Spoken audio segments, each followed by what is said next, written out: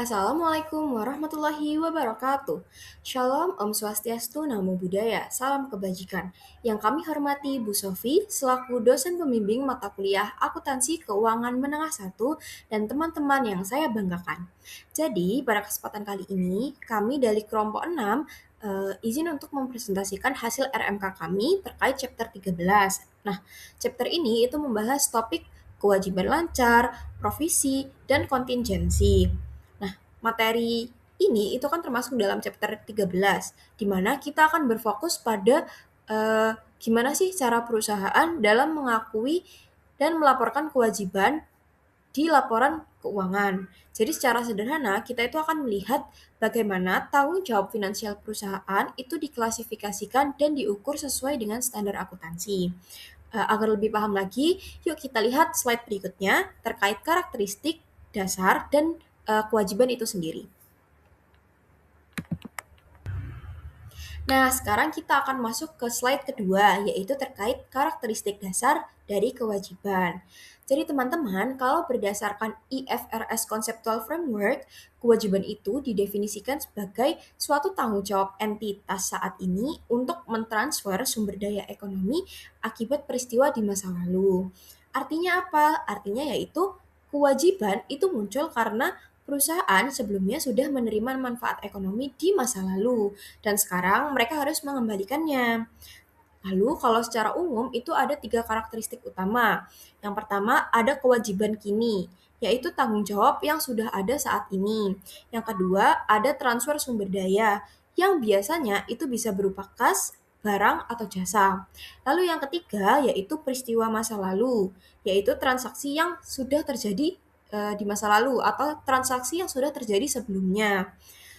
Lalu, selain itu, kewajiban itu juga diklasifikasikan menjadi kewajiban lancar jika dia diharapkan selesai dalam siklus operasi normal atau dalam waktu 12 bulan setelah tanggal pelaporan. Oke, setelah memahami terkait karakteristik dasarnya, sekarang kita lanjut ke contoh nyata dari kewajiban lancar, yaitu hutang dagang dan wesel bayar. Lalu pada saat kali ini kita akan membahas terkait hutang dagang dan wesel bayar. Jadi kalau hutang dagang sendiri itu adalah kewajiban perusahaan kepada pihak lain atas barang atau jasa yang dibeli secara kredit. Jadi biasanya pengukurannya itu didasarkan pada nilai faktur dari transaksi tersebut. Contohnya apa? Contohnya yaitu ketika perusahaan membeli bahan baku dari pemasok dan belum dibayar, maka saldo tersebut itu dicatat sebagai hutang dagang. Lalu, selain hutang, ada juga bentuk kewajiban lain yang sifatnya lebih formal, yaitu wesel bayar, di mana wesel bayar ini merupakan janji tertulis untuk membayar sejumlah uang pada tanggal tertentu di masa depan. Lalu ada dua jenis wesel bayar. Yang pertama ada interest bearing, yaitu wesel yang secara eksplisit mencantumkan bunganya. Lalu yang kedua ada zero interest bearing, di mana bunga ini itu udah masuk di dalam nominalnya. Biasanya kayak di diskon gitu loh. Lalu, wesel bayar itu sering digunakan dalam transaksi yang membutuhkan bukti tertulis dalam jangka waktu pembayaran yang lebih panjang dibandingkan dengan hutang dagang. Gitu. Oke, karena kita sudah memahami terkait utang dagang dan wesel bayar, selanjutnya kita akan masuk ke pembahasan terkait provisi dan kewajiban kontingensi yang sifatnya lebih bergantung pada estimasi dan kemungkinan terjadinya suatu peristiwa. Tapi hal itu tidak akan dijelaskan oleh saya, itu akan dijelaskan oleh teman saya di slide berikutnya.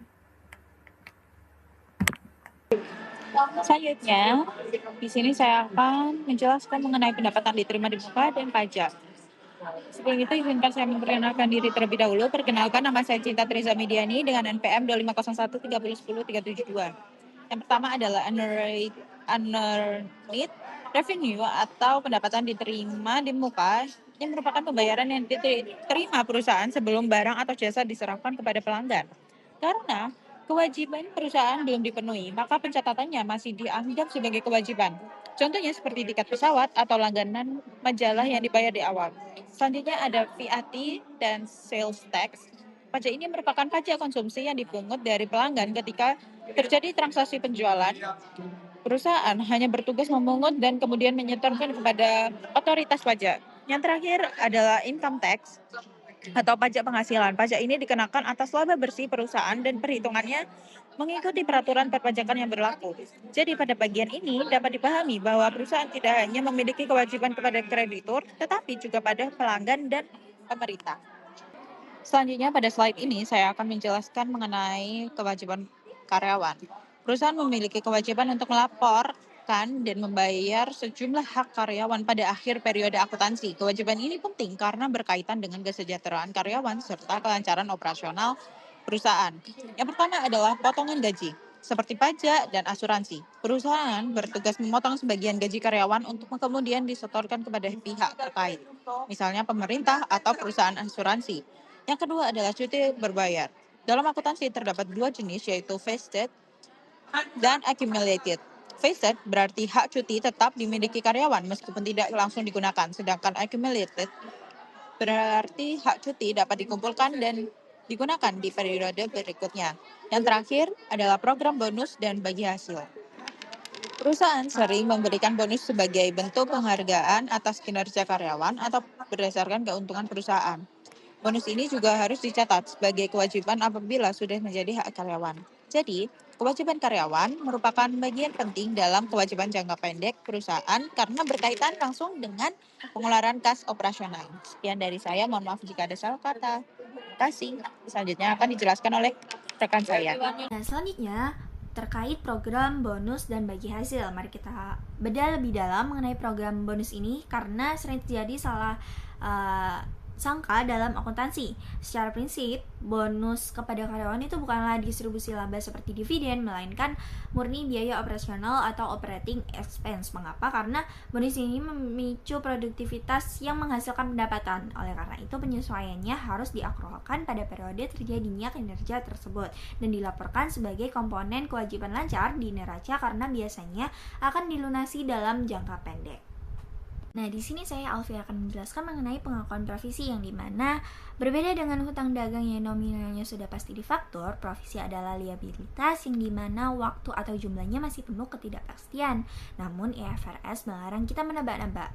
Provisi wajib diakui di laporan keuangan jika dan hanya jika memenuhi 3 syarat mutlak. Pertama, ada kewajiban kini baik legal maupun konstruktif dari kebiasaan bisnis. Kedua, statusnya adalah probable, artinya kemungkinan besar terjadi arus kas keluar di atas 50%. Dan ketiga, bisa membuat estimasi yang andal atau masuk akal terhadap nominalnya.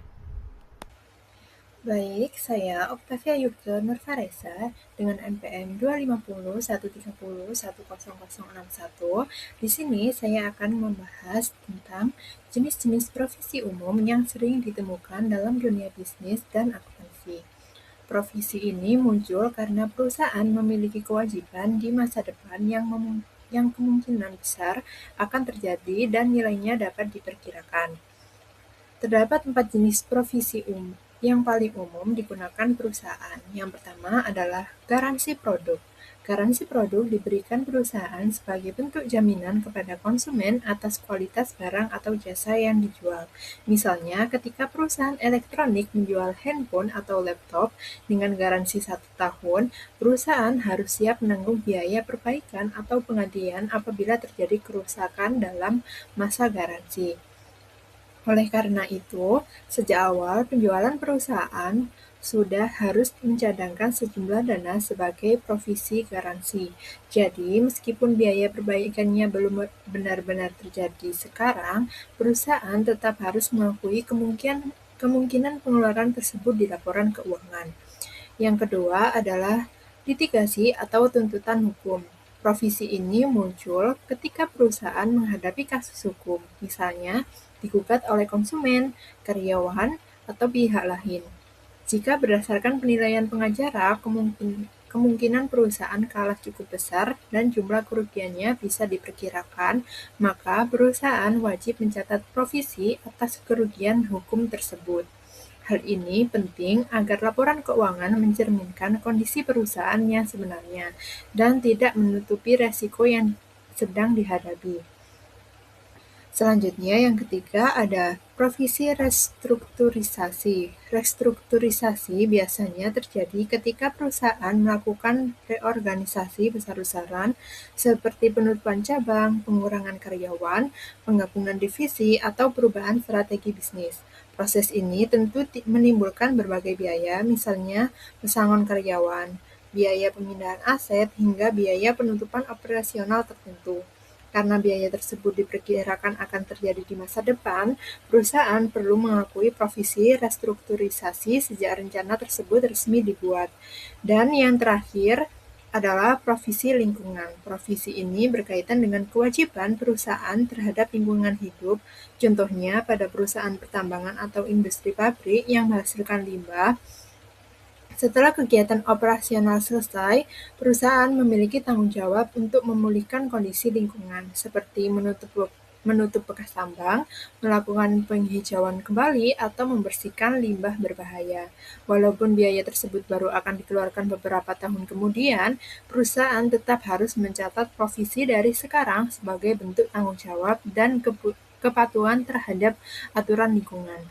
Jadi, dapat disimpulkan bahwa provisi membantu perusahaan mempersiapkan kemungkinan kewajiban di masa depan agar laporan keuangan menjadi lebih realistis, transparan, dan sesuai dengan kondisi yang sebenarnya. Nah, jika provisi tadi wajib diakui di langkah laporan keuangan, kontingensi ini umumnya hanya diungkapkan di catatan atas laporan keuangan atau CALK. Kenapa? Karena tingkat ketidakpastiannya itu jauh lebih tinggi. Nah, mari kita lihat tabel yang ada di slide ini. Jika probabilitasnya hampir pasti di atas 90%, kita langsung akui di laporan utama. Jika statusnya probable, sekitar 51% sampai 90%, untuk kewajiban kita buat provisi dan untuk aset kita ungkapkan saja. Namun, jika statusnya hanya mungkin atau possible, sekitar 5% sampai 50%, kita cukup melakukan disclosure atau pengungkapan di catatan kaki. Dan terakhir, jika peluangnya sangat kecil atau remote, mungkin di bawah 5%, kita abaikan saja dan tidak perlu dicatat apapun. Nah, sebagai penutup, mungkin dari teman-teman banyak yang bertanya, mengapa kita repot-repot mempelajari semua kewajiban lancar ini? Nah, jawabannya itu adalah untuk mengukur likuiditas perusahaan, yaitu kemampuan perusahaan membayar hutang jangka pendeknya tepat waktu. Ada dua rasio utama yang digunakan analis. Yang pertama, ada current ratio, yang membandingkan total aset lancar dengan hutang lancar. Yang kedua, ada acid test ratio atau rasio cepat, yang mengeluarkan persediaan dari rumus karena persediaan butuh waktu lama untuk jadi uang kas. Nah, semakin tinggi rasio ini, semakin aman posisi perusahaan di mata kreditor dan investor. Oke teman-teman, agar kita paham dengan materi-materi yang sudah dijelaskan, di sini kita sudah disediakan latihan soal, yaitu soal P12.2 Accounting for Patent. Di mana soal ini itu membahas gimana sih cara perusahaan itu menghitung nilai buku atau carrying value dari sebuah paten yang dimiliki dengan memperhatikan biaya-biaya yang dikapitalisasi dan amortisasi selama umur manfaatnya itu tadi. Nah, di sini Shaw Laboratories itu punya paten atas alat yang mencegah polusi udara, di mana perusahaan tidak menjual produk, tapi mengembangkan dan mematenkan teknologi, lalu memberi lisensi ke pihak lain dengan sistem royalti. Nah, kalau dalam akuntansi, paten itu termasuk aset yang tidak berwujud atau intangible asset. Jadi, perlakuannya itu mirip seperti aset tetap. Ada biaya perolehan, amortisasi, dan nilai buku akhir. Soal ini sendiri meminta 3 hal. Mohon maaf meminta 1 hal, tapi dia beranak ada 3. Di mana soal itu meminta kita untuk menghitung carrying value paten pada 3 tanggal, yaitu 31 Desember 2016, yang kedua 31 Desember 2020, dan yang ketiga 31 Desember 2023. Artinya kita harus menentukan biaya mana yang boleh dikapitalisasi, kemudian amortisasi tahunannya berdasarkan umur manfaat, serta nilai buku akhir setelah dikurangi amortisasi kumulatif atau carrying value-nya. Untuk jawaban dari ABC itu tadi akan berada di slide berikutnya. Oke teman-teman, pada slide kali ini kita akan membahas soal yang A, di mana sebelumnya kita itu diminta untuk menghitung carrying value per 31 Desember 2016. Lalu, berarti langkah pertama yang bisa kita lakukan adalah menentukan biaya mana yang boleh dikapitalisasi sebagai aset tak berwujud. Nah, kalau di kasus kita ini, hanya biaya yang berkaitan langsung dengan pengajuan dan perolehan hak paten yang akan diakui sebagai aset, yaitu fresh paid engineers and lawyers to prepare patent application dengan nominalnya sebesar 59.500. Nah, kalau kayak biaya riset, desain, dan pengujian sebelum paten diberikan, dia itu tidak dikapitalisasi karena dia termasuk R&D expense atau research and development expense. Yang kedua, kita hitung amortisasinya untuk tahun 2016. Nah, setelah paten diberikan pada tanggal 30 Juni 2016, perusahaan itu melakukan amortisasi. Karena biaya ini terjadi sebelum 1 Juli, berarti amortisasi itu dihitung penuh untuk 1 tahun. Rumusnya apa? Rumusnya berarti 59.500 dibagi 17. Kenapa dibagi 17? Karena masa manfaatnya itu 17 tahun. Ketemulah hasilnya 3.500. Artinya apa? Artinya setiap tahun nilai paten itu akan berkurang sebesar 3.500 sebagai beban amortisasi. Yang ketiga atau langkah berikutnya barulah kita bisa hitung carrying value-nya. Langkah untuk menghitung carrying value per 31 Desember 2016 yaitu nilai buku setelah dikurangi amortisasi tahun berjalan. Berarti carrying value sama dengan 59.500 dikurangi 3.500, ketemulah hasilnya 56.000. Jadi, terjawab sudah, nilai buku paten pada akhir tahun 2016 adalah 56.000. Untuk menghitung paten ini, pertama kita tentukan dulu biaya yang bisa dikapitalisasi atau dicatat sebagai aset paten. Biaya pertama adalah patent application fees pada Januari 2016 sebesar 59.500. Lalu pada Desember 2018 ada legal fees untuk successful defense sebesar 42.000. Karena gugatan patennya berhasil dipertahankan, maka biaya hukum ini juga dikapitalisasi. Jadi, total capitalized cost dihitung sebesar 59.500 ditambah 42.000, maka hasilnya yaitu 101.500. Selanjutnya, kita hitung amortisasi paten diamortisasi menggunakan metode garis lurus selama 17 tahun. Yaitu rumusnya annual amortization sama dengan cost basis dibagi useful life. Untuk tahun 2016 dan 2017, cost basis masih pada angka 59.500 karena biaya legalnya belum ada. Maka 59.500 dibagi 17 hasilnya yaitu 33.500. Jadi, amortisasi per tahun 2016 dan 2017 adalah sebesar 3.500. Pada tahun 2018 ada tambahan legal fees yaitu sebesar 42.000 sehingga cost basis berubah menjadi 101.500. Maka 101.500 dibagi 17 maka sebesar 5.970.059. Maka amortisasi tahun mulai tahun 2018 sampai 2020 menjadi 5.970.59. Lalu cumulative amortization dihitung dengan menjumlahkan amortisasi tiap tahun secara bertahap.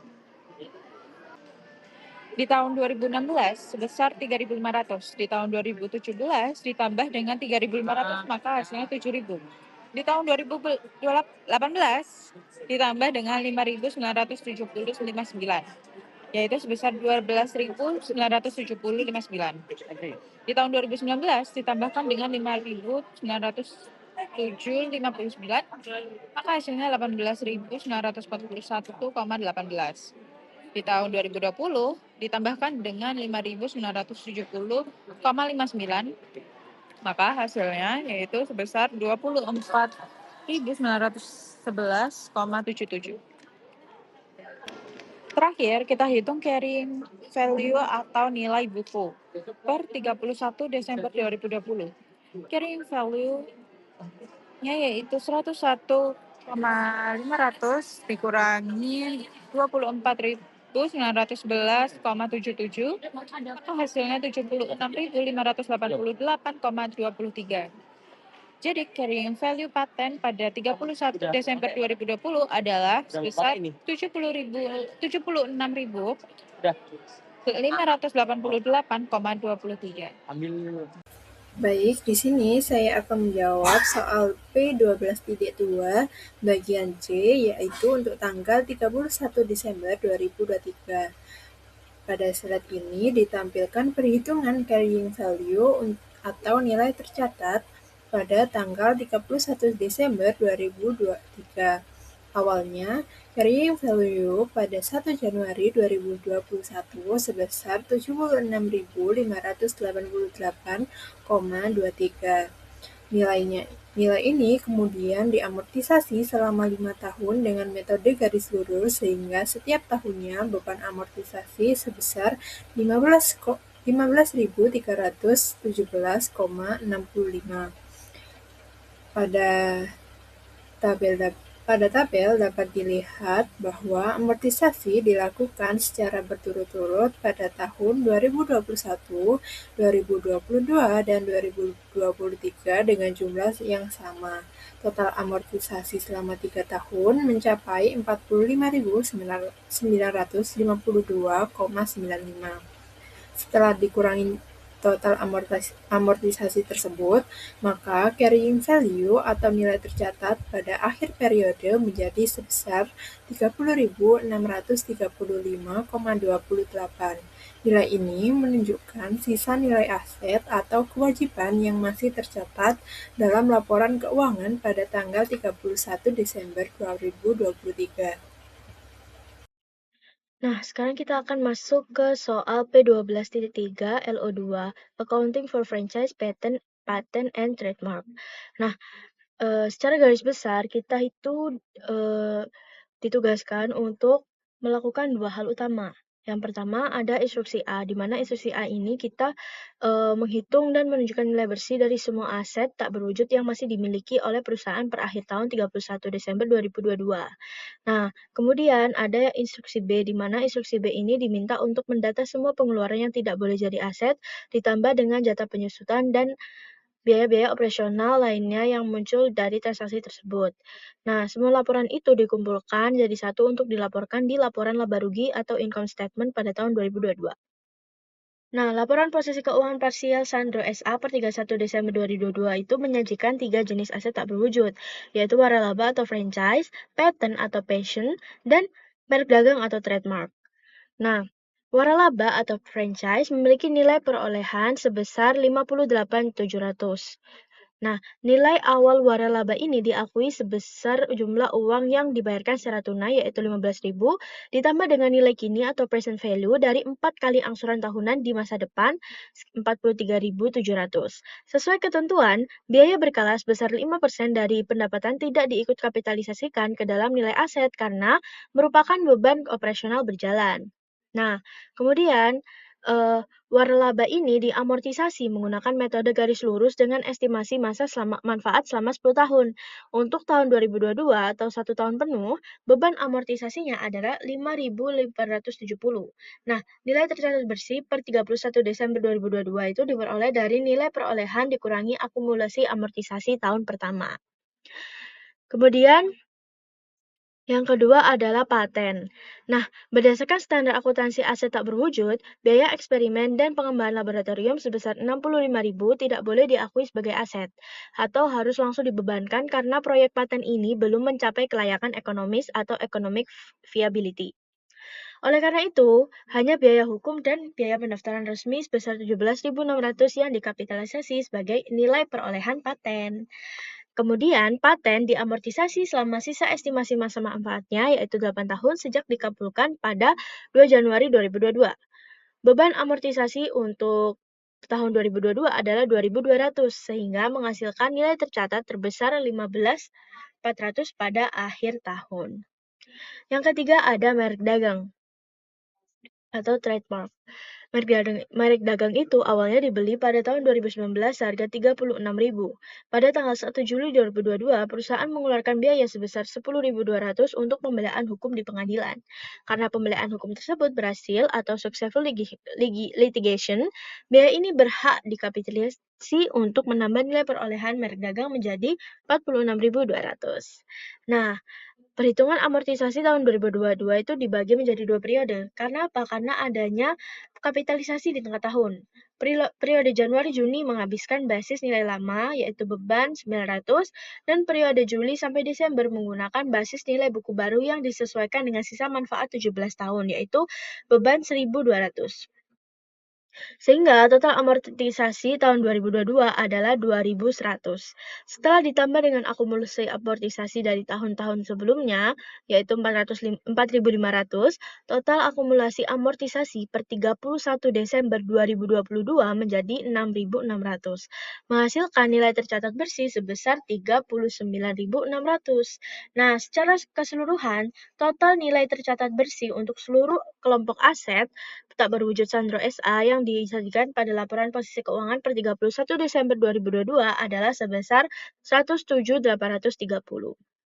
Dengan saya Alfia Meratusoleha dengan NPM 25013010364. Di sini saya akan melanjutkan jawaban dari bagian B, di mana pada soal P12.3 di sini Sandro SAS memiliki soal dan berikut jawabannya. Beban-beban ini dibagi menjadi 2 kategori utama, yaitu beban operasional dan non-operasional. Jadi beban eksperimen dan pengembangan R&D itu sebesar 65.000. Kenapa langsung dibebankan? Karena menurut standar akuntansi paten ini belum mencapai kelayakan ekonomi. Jadi biaya laboratorium selama masa pengembangan atau penelitian itu tidak boleh dimasukkan ke nilai aset, melainkan harus langsung diakui sebagai beban tahun berjalan. Selanjutnya pada beban waralaba kontingensi sebesar 45.000 ini adalah biaya tahunan yang wajib dibayar ke pemilik waralaba atau franchisor, di mana nilainya diambil dari 5% total pendapatan Sandro SA tahun 2022 yang sebesar 900.000. Selanjutnya pada beban amortisasi waralaba sebesar 5.870, ini adalah penyusutan nilai waralaba untuk tahun pertama didapat dari harga perolehan awal waralaba 58.700 dibagi masa manfaatnya yaitu 10 tahun. Nah, selanjutnya ada beban amortisasi paten sebesar 2.200, di mana sama seperti waralaba ini penyusutan paten. Tapi ingat, yang disusutkan hanya biaya hukum dan registrasinya saja sebesar 17.600, lalu dibagi masa manfaat sebesar pada tahun 8 tahun totalnya. Selanjutnya pada beban amortisasi merek dagang sebesar 2.100, di mana untuk merek dagang ini perhitungannya sedikit unik karena ada biaya litigasi atau pembelaan hukum yang sukses di tengah tahun 1 Juli 2022. Jadi 6 bulan pertama kita pakai tarif amortisasi lama sebesar 900. Selanjutnya pada 6 bulan terakhir kita pakai tarif amortisasi baru setelah biaya litigasinya dikapitalisasi ke nilai aset sebesar 1.200. Nah, bagian kedua adalah beban non-operasional, di mana yaitu beban bunga sebesar 6.118. Ini bunga ini muncul dari liabilitas atau utang tahunan waralaba yang belum dibayar. Perhitungannya adalah 14%, di mana tingkat bunga efektif dikalikan dengan nilai kini atau present value dari sisa pembayaran waralaba di awal tahun, yaitu sebesar 43.700. Sehingga jika kita total seluruhnya mulai dari biaya R&D, biaya waralaba, seluruh amortisasi hingga beban bunga, maka total beban yang akan muncul di laporan laba rugi Sandro SA per 31 Desember 2022 adalah 126.282.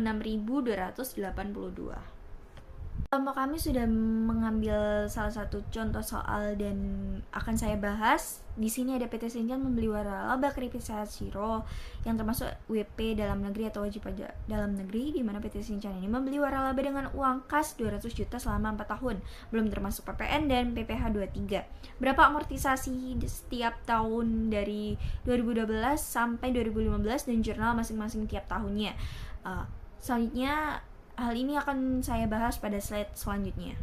Sudah kita ketahui terkait nilai pokok waralaba ini adalah 200 juta dengan masa manfaatnya selama 4 tahun. Nah, status penjual di sini itu WP atau wajib pajak dalam negeri, yang artinya transaksi ini akan memicu kewajiban pemotongan pajak penghasilan domestik yaitu PPh pasal 23. Nah, menghitung amortisasi ini, pertama mari kita lihat bagaimana nilai waralaba ini menyusut atau diamortisasi setiap tahunnya menggunakan metode garis lurus. Karena masa manfaatnya 4 tahun, maka tarif amortisasi per tahun adalah 100% per 4 tahun sama dengan 25% per tahun. Di tahun 2012 beban amortisasinya adalah 25% dikalikan dengan 200 juta, maka diperoleh hasil 50 juta. Jadi nilai sisa buku waralaba sendiri berkurang menjadi 150 juta. Nah, tahun 2013 hingga 2015 polanya sama persis. Setiap tahun nilai waralaba dipangkas 50 juta, sehingga tepat pada akhir tahun 2015, nilai sisa buku aset tak berwujud ini mencapai 0 atau habis diamortisasi. Nah, selanjutnya pada analisis jurnal pembelian di sini, pada 1 Januari 2012 sekarang pada jurnal di sini dilampirkan debit pada waralaba 200 juta, kita mendebit akun waralaba karena aset tak berwujud itu kita bertambah sebesar nilai pokoknya. Selanjutnya ada debit PPN masukan, yang dimana karena pembelian ini belum termasuk PPN, maka PT Sinchan ini selaku pembeli harus membayar PPN masukan sebesar 10% dari nilai pokok yaitu 20 juta. Selanjutnya kredit pada utang PPh 23 di sini berdasarkan aturan perpajakan atas hak waralaba dari wajib pajak dalam negeri, PT Sinchan wajib memotong PPh pasal 23 sebesar 15% dari nilai pokok. Maka 15% dikalikan 200 juta tadi, uang pemotongan ini dicatat sebagai utang karena baru akan disetorkan ke kas negara lambat 10 Februari 2012. Selanjutnya kredit pada kas atau bank sebesar 190 juta ini adalah nominal kas aktual yang dikeluarkan PT Sinchan ke pemilik waralaba. Jadi nilai pokok ditambahkan PPN dikurangi potongan PPh 23, maka diperoleh hasil 190 juta.